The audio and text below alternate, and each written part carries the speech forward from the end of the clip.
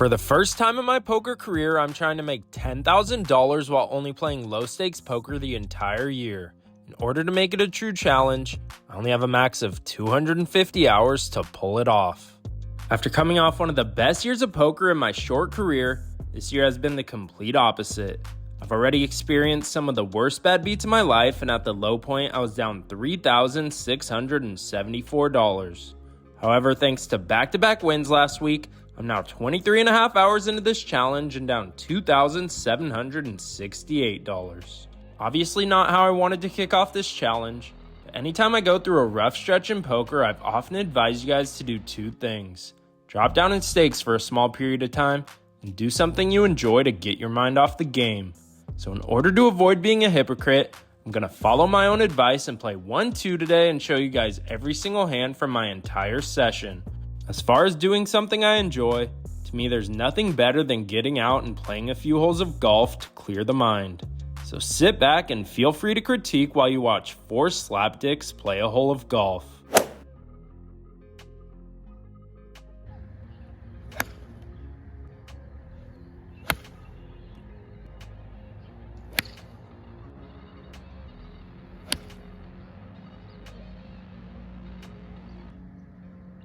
Safe.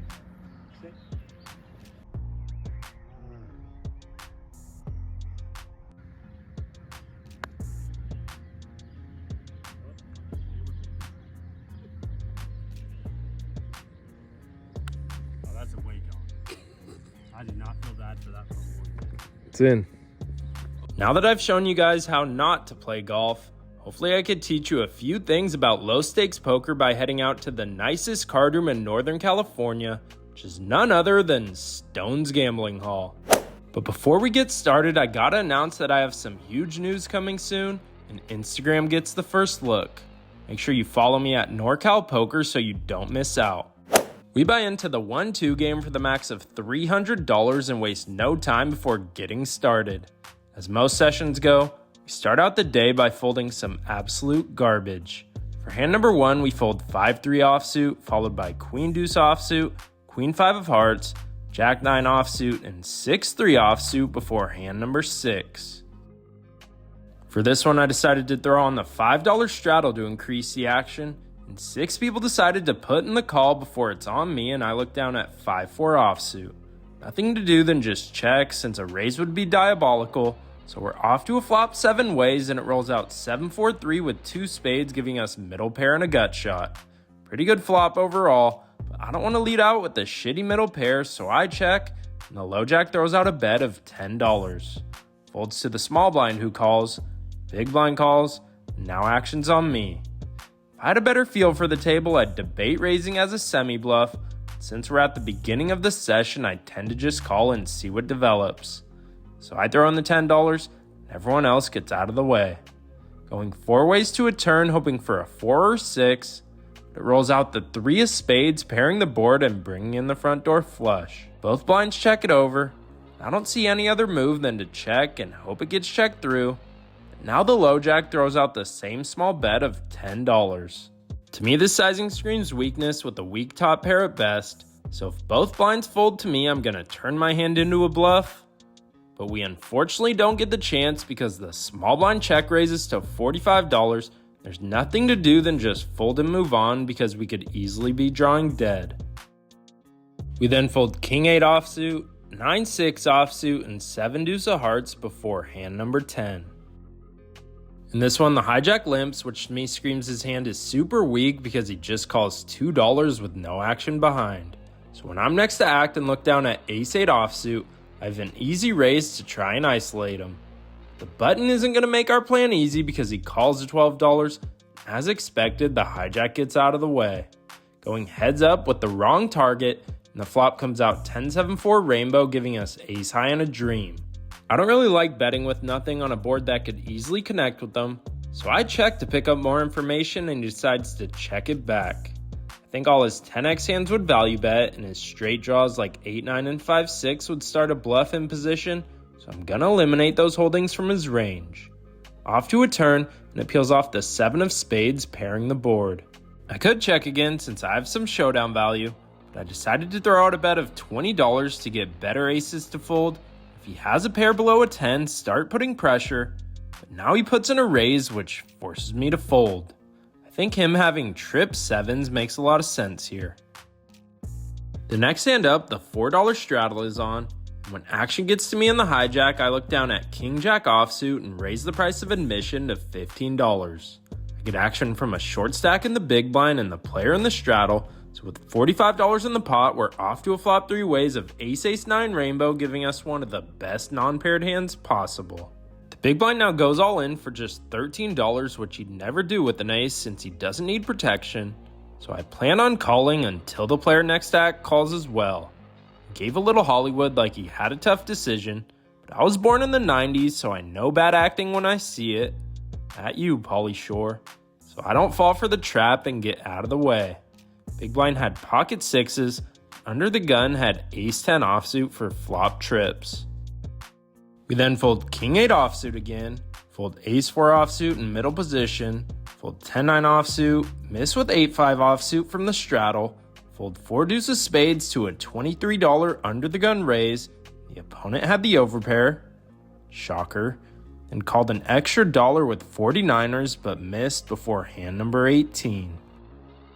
In this one, a few people limp before action gets to me on the button and I look down at Queen Jack offsuit. Whenever there's limps to me on the button and I have a Broadway hand, I like raising because I have ultimate position, can use a range advantage to win pots a ton of different ways. So I raised to $15. This game isn't short of action because 4 people put in the call, increasing this pot to $75. Going 5 ways to a flop of 993 rainbow, giving us 2 overcards. Checks to me, I'm never bluffing into 4 people without at least a draw, so I check it back and the turn rolls out the 10 of spades, giving us an open-ended straight draw. Small blind now leads into the field with a bet of $23, to which the hijack calls. Now I'm hating life. Can't raise because the small blind probably has a 9 leading into so many people, so I'd have 0 fold equity. But I also hate calling in this spot because a card that gives us a straight can also give a hand like 8-9 a full house. So I could fold, but since he bet so small and I can't get raised off of this pot, I think we have no choice other than to call and hope we hit our draw. With 145 in the middle, we're off to the worst river in the deck and the deuce of clubs because we miss our draw, forcing us to fold after we get bet into again. I always hate being below 100 big blinds, so I add on $100 to get close to the max. I'm now into this game for 400 total. I followed that miss up by folding 8-5 offsuit, queen 3 offsuit, 3-betting ace-jack of hearts but getting no action, folding jack-9 offsuit, 10-9 offsuit, then getting limp re-raised with ace-jack offsuit, forcing me to fold since I'm not falling for the oldest trick in the book before hand number 25. In this one, early position opens the action to $12. Player next to act calls. I'm in the big blind and look down at 10-9 offsuit. Could be a fold, but since I'm closing the action and have a vlog to make, I put in the chips, so we're going 3 ways to a flop of 10-8-4 all spades, giving us top pair medium flush draw. All in all, not too shabby, but nothing to do than check to the pre-flop aggressor to see what his move is. He continues the aggression with a bet of $25 and I'm his only customer, increasing this pot to $85. Off to a turn heads up and peels off the deuce of diamonds, which shouldn't really change anything. I check and flow. Now our opponent continues with the c-bet of $25. Even though I'm getting a good price to continue, it's likely that our opponent has a higher spade with an overpair, especially if we use context clues on the big pre-flop open and double barrel on the turn. I could easily just be drawing to 2 paired trips, so I fold and he shows the Cowboys. Pocket kings with the king of spades. Glad our read of him being strong was accurate because we saved ourselves a good chunk of change by folding. After that hand, we then fold the Robbie, Jack 4 offsuit, before we're right back in on the action. For this one, action folds to the cutoff, who just calls the $2, and I'm next to act and look down at Jack 10 offsuit on the button. Easy raise in position, so I make it $10 to go, trying to keep him priced in with a weak hand. Now the small blind puts in a 3-bet to $25. Out of nowhere, the big blind cold calls the $25. After the cutoff folds, action's back on me. Low stakes players don't 3-bet light out of the small blind, so I'm basically putting our opponent on ace-queen suited, ace king and pocket jacks are better. Against that range, my hand is doing horrible, but since the big blind cold called, I only have to call $15 more to win a pot of 75 with ultimate position, so you know damn well we're putting in the chips. Going 3 ways to a flop of queen jack 5 with 2 hearts, giving us middle pair decent kicker. Our opponent in the small blind throws out a c-bet for $30. Big blind folds. While he may have top pair or an overpair, he could still have ace king that would probably still c-bet, so I think our hand is too strong to fold. I put in $30, increasing this pot to $135. Now we're off to a turn heads up, and it peels off a super interesting card in the 8 of hearts, giving us a gut shot straight draw, as well as a 10 high flush draw. Our opponent doesn't slow down and throws out a c-bet for $35. Now we have a decision. Folding is out of the question. Should we turn our middle pair into a bluff? The problem with bluffing in this spot is I think our opponent doesn't have ace king anymore because they would have shut down on the turn. So now I think they either have a queen at minimum or an overpair. I don't know about you guys, trying to bluff someone off an overpair at these stakes, especially not being super deep, almost never works out. So what I recommend is taking the low variance route and try to make your hand before doing anything crazy. So since I'm getting an amazing price to improve, I put in the $35 and we're off to a river hoping mainly for a jack or a 9, but it peels off the biggest blank in the deck and the deuce of clubs, which we hated to see. Our opponent continues the aggression with a bet of $60. I snap fold. He's nice enough to show the best hand ever created, which is none other than pocket aces. Sucks to not hit our hand, especially since we had a ton of outs. That's just the way this game goes sometimes. I add on another $100, now into this game for $500 total. After adding on, I fold 5-3 offsuit, king 9 offsuit, king 6 offsuit, queen 4 offsuit, missing the straddle with king 5 offsuit, fold 6 deuce offsuit, jack 7 offsuit, queen 4 offsuit, and 10-7 offsuit before we get to hand number 37. At this point, I'm down around $245, but no need to worry because we finally picked up a premium and I have the perfect hand to get unstuck. There's one limp in early position. When action gets to me in the hijack, I look down at the ladies, pocket queens. I raise them up to $12, just get action from the big blind. Going heads up to a horrible flop of ace king 7 rainbow, giving us third pair.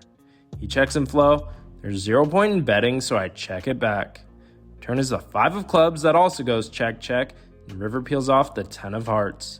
He checks for a third time. I try to target a small pair by betting just $5. Without much thought, he quickly folds and we take it down. Obviously not the result I was hoping for, but hopefully it could spark something. We followed that small win up by folding jack 8 offsuit, 4-3 offsuit, king 8 offsuit back-to-back hands, 10-4 offsuit, 8-4 offsuit, and jack 7 of spades before we get to hand number 45. At this point, the session has been sort of a dud, but don't worry because action's about to get going, so buckle up. In this one, action folds to the low jack who just calls for $2.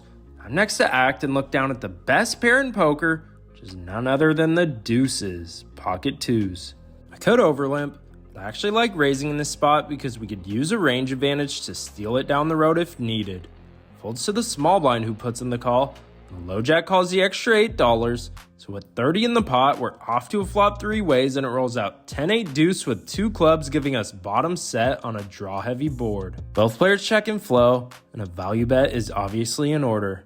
No need to bet small since I'm unblocking top pair and there's both straight and flush draws available, so I c-bet for $20 and just get action from the small blind. Hard to narrow down his range just yet, so we're going heads up to a turn and it peels off the queen of hearts, bringing in jack 9 for the straight but putting out 2 flush draws. Our opponent checks and flow. There's no slowing down now. I want to bet an amount that any flush draw will call as well as any 10 that probably has a gut shot straight draw, so I settle on a bet of $45, but our opponent ends up folding.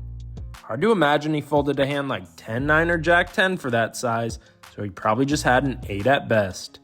No complaints here as we finally get some momentum headed in the right direction. After that one, we don't waste any time before getting right back in on the action. In this one, there's 2 limps in the field. I'm on the low jack and look down at the best hand ever created in pocket aces. I raise it up to $13 and get action from the button, one of the limpers in early position. Going 3 ways to a flop of King 10 with 2 clubs, giving us the overpair on a super interesting board. Player in early position checks. I could obviously throw out a value bet, but on this board there's no way in hell I'm getting 3 streets of value from worse, so I decide to check to disguise my hand and pick up information from my opponents. The button now decides to throw out a bet of $20. After the player in early position folds, a raise here doesn't accomplish much because we'd probably fold out a 10 as well as all his bluffs and could easily still have a king. So I call and we're off to see a turn. With $80 in the middle, the turn rolls out the 4 of spades, now putting 2 flush draws out there. I check and flow, and our opponent doesn't slow down and continues the aggression with a half pot bet of 40. Not loving it because I think he's checking back all his 10x hands for pot control, so I think he's weighted to either a king or a bluff and not much else. Obviously not folding yet, so I put in the call, doubling this pot to 160. We're off to see a river, hoping for a low disconnected red card, but it peels off the 9 of spades, bringing in the obvious straight draw and queen jack, as well as a backdoor flush. No point in betting, so I check once more. Now our opponent throws out the same size bet of $40, which I definitely wasn't expecting. I figured if he had missed hearts, he'd either check back or jam for max fold equity. So to me, this looks like a value bet with a straight or a king trying to get paid. I debated folding for a second, but that would be an awful decision when I'm getting such great pot odds. So I put in the chips and our opponent shows 8-9 offsuit for just a rivered pair. I think it's safe to say that was the last hand I was expecting, because not only was he airball bluffing the entire way, but even when he hit a weak pair, he decided to only bet small. As confused as that made me, I have 0 complaints because we're scooping in a solid sized pot. We're now only down around 90 bucks. We then folded 7-4 offsuit, 4 deuce offsuit, jack 5 offsuit, missed with king 6 of spades in the big blind at the halfway point, folded king 4 spades to a raise, and folded 9 deuce offsuit before hand number 53. For this one, there's 4 limps to me in the cutoff. I look down at a solid hand and king queen offsuit. I'm raising this hand up 100% of the time in this configuration, so I size up to $20 with all the limpers. I probably should have gone even bigger because I get called in 4 different spots, increasing this pot to $100 even. Going 5 ways to a flop of 7 deuce deuce rainbow, giving us 2 overcards and a dream. Action gets checked to me. Although I don't like bluffing super multi-way, I think we have the perfect board to c-bet because I have the range advantage on a flop where there's no draws available, so if I bet, I could get a ton of ace highs to fold, as well as a ton of low pocket pairs. So I throw out a c-bet of $35, get called by the button and player under the gun, which I hated to see. Since the button had the entire field to worry about before making the call, I actually think he has a medium-sized overpair, and the player under the gun might as well. But since they're capped and should never have any ace-high floats, I'm going to barrel any jack, queen, king, or ace and put all those pairs in a horrible spot.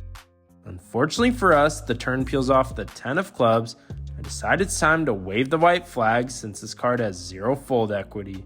Action checks through, so I still have a chance to make my hand or even make a bluff, but the river is the 8 of diamonds and we brick out completely. Button ends up betting, which forces me to just fold and move on. We follow that hand up by folding 9-6 of clubs, 9 deuce of diamonds, 10-4 offsuit, 10-8 offsuit, 7 deuce offsuit, missed with jack 6 offsuit in the big blind before hand number 60. For this one, there's 1 limp in the field, and now the cutoff raises to just $10. Action folds to me in the small blind and I look down at jack 9 of hearts. I think calling here would be a huge mistake because you'll be out of position the entire way with a mediocre holding, so the only play here is either to fold or 3-bet. I'm not in the business of folding to a cutoff raise, so since he could be doing this wider in late position, we have ourselves an easy 3-bet. I make it $35 to go and just get called by the original raiser. Going heads up to a flop and it rolls out jack 8-8 with 2 clubs, giving us top pair average kicker. In this spot, I think the only play is to bet an amount that all his worst pairs will call, because if I go huge, then I'd only get called by better pairs or monster draws, which is not what we want. So I throw out a c-bet of $30, to which he quickly calls. think he's calling with all his pocket pairs for this sizing because I could easily still have hands like ace king and ace queen that he's still ahead of. So keeping that in mind, we're off to a turn and it peels off the 6 of hearts, which shouldn't really change anything. I could check to disguise my hand, but just in case our opponent has 10-9 or a club draw, I decide to keep the aggression going with a bet of $55, but he quickly folds and we take it down. We follow that hand up by folding 5 deuce of clubs, king 8 offsuit again, 10-3 offsuit, queen 3 offsuit, and jack 6 of hearts before hand number 66. For this one, I throw on the $4 straddle to keep the action going, and it surprisingly folds all the way to the big blind, who puts in a raise to just $10. I'm last to act and look down at a monster in a blind versus blind scenario in pocket nines. Since we're heads up with no other players left to act, our opponent could be raising super wide in this spot, so I put in a value raise to 35. He doesn't think 35 is enough and goes all in for 148. Not loving it, but he could easily have ace king or ace queen in the spot, and since I straddled, we're only playing for 37 big blinds, so I snap call and we're off to see a run out. If we win this one, then we'll be up for the first time all day, but if we lose, it'll be back to grinding. Hoping for a nice low flop, but we see the dreaded ace in the window, so I know I'm screwed unless I hit a 9, but the turn and river are no help. But it didn't even matter because our opponent had pocket kings and had us crushed the whole way. Could have easily gotten away from it in a different setup, but I'm not even mad at all given the scenario. We follow that loss up by folding queen 4 offsuit, king 5 offsuit, and 6-3 of clubs before hand number 70. In this one, there's 3 limps to me in the cutoff, and I look down at ace 5 of spades. Good enough for a raise, especially in position, so I make it $15 to go and just get action from the big blind and under the gun limper, increasing this pot to 45. Going 3 ways, it rolls out 9-4-4 rainbow with 1 spade. Under the gun now leads into me for a super small bet of just $5. To me, this screams a weak top pair at best because he's never leading out with a 4. Since we're pretty deep stacked and I have the range advantage as well as an overcard and a backdoor nut flush draw, I decide to raise our opponent to $20, not expecting a fold just yet. But there's a ton of cards that can come, which will either give me the best hand or I could use as a scare card. But now the big blind jams for $23 and both of us can only call. You're never supposed to bluff into a dry side pot, but if I could get our opponent off a weak 9 by using a spade or a high Broadway card to fold, then I can realize my equity against the big blind's hand and possibly be in the lead with just ace high. But none of that matters because the turn peels off the 10 of hearts, which I hated to see. No 9x hand is ever afraid of this card and could have easily picked up a better 2 pair, so when he checks it over, I decide to check it back. The river gives us a pair and the 5 of hearts, but after the under the gun player throws out a massive bet of $90, I snap fold and our read was spot on because he had a weak 9 on the flop, but ran into a flush by the river. I like how I played it, just didn't get the right cards to help me win this one.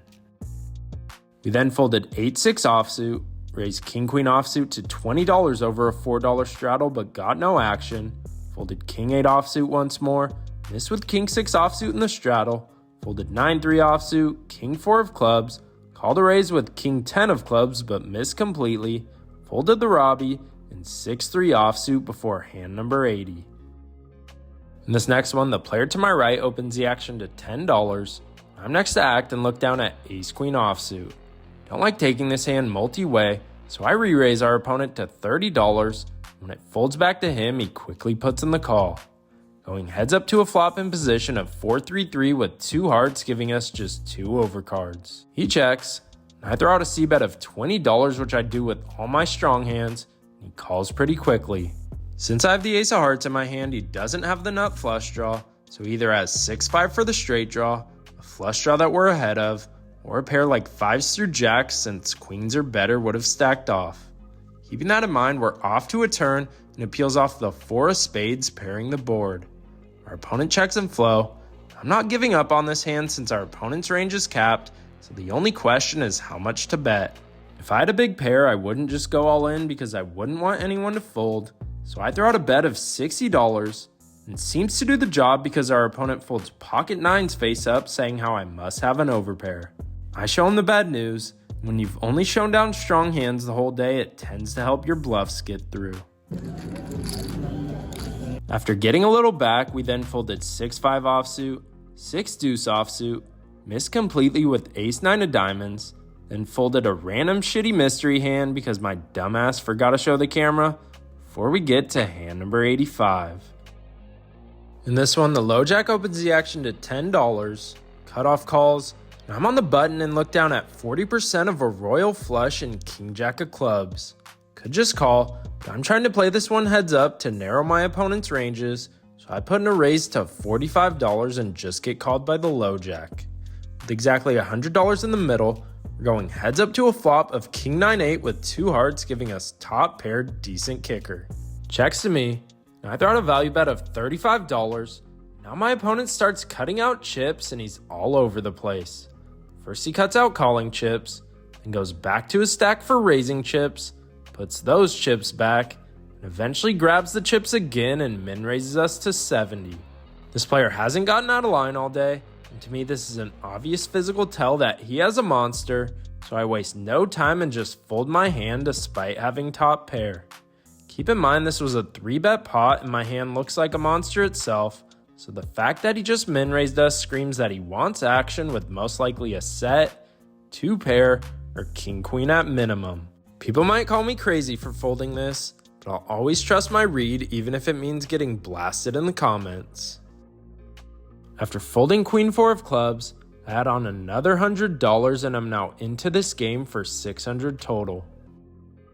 I followed that hand up by missing a set mining operation with pocket 6s, folded 7-deuce offsuit, missed a gut shot with jack 10 offsuit, folded my favorite blackjack hand in 7-4, lost $20 with jack 8 of clubs hitting middle pair against top pair, then folding king 8 offsuit for the 100th time today, before we get to one of the craziest hands I've ever played for hand number 93. At this point in the session, I'm down around $380 because I can't hit jack, but no worries because I have a good feeling things are about to turn around for the better. There's 3 limps to me on the button, and I look down at the ladies, pocket queens. I raise them up to $15 and get called in 3 different spots, increasing this pot to $60.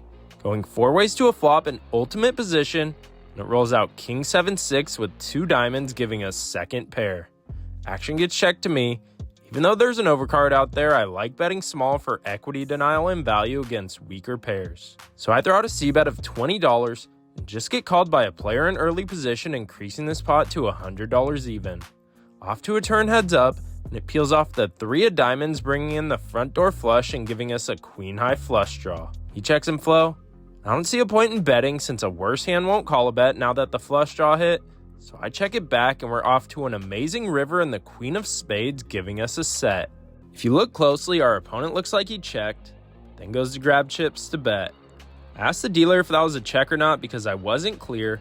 Let's play the audio to see where my thoughts were. I was just wondering, I don't care at all. It would have been. But now is where shit gets off the rails because our opponent decides to check, which already threw me off.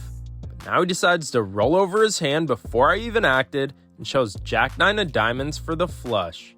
I'm still allowed to act even though he showed his hand, and I have no clue what to do.